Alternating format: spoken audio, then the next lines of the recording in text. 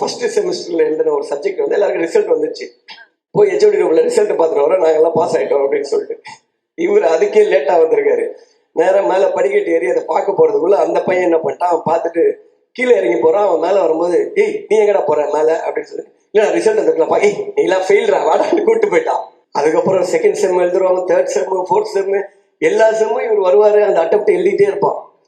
அப்புறம் 3 வருஷம் கழிச்சு யூனிவர்சிட்டியில போய் செக் பண்ணியிருக்காரு. அப்ப தெரியும் ஃபர்ஸ்ட் செமஸ்டர்லயே பாஸ் ஆயிருக்காப்ல.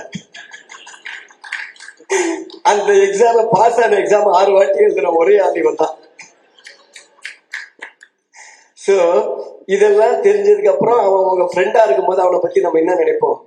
அப்படிதான் நானும் நினைச்சேன். அதனால என் மேல தப்பு இல்லை, அவன் மேலதான் தப்பு. பட் அதையும் தாண்டி இன்னைக்கு வந்து 5 படம் மச்சான், 5 படம் எடுத்துட்டா இப்ப 5வது படம் தானே டைட்டில். சூப்பர் ஹீரோ வச்சிருக்கேன். அந்த படம் வந்து ரொம்ப நல்லா போகும். இப்ப இதுல இன்னொரு எனக்கு பெரிய ரீசெண்ட் அதிர்ச்சி வந்து அந்த நேஷனல் அவார்டு வாங்கும்போது தான். அதாவது அதை அனௌன்ஸ் பண்ணும்போது பார்த்தேன், சினிஷ் எத்தனை பேர் இருக்காங்க ஊர்ல, இவன் மட்டும் தான் இருக்கான். அப்புறம் பார்க்கும்போது தெரிஞ்சிச்சு.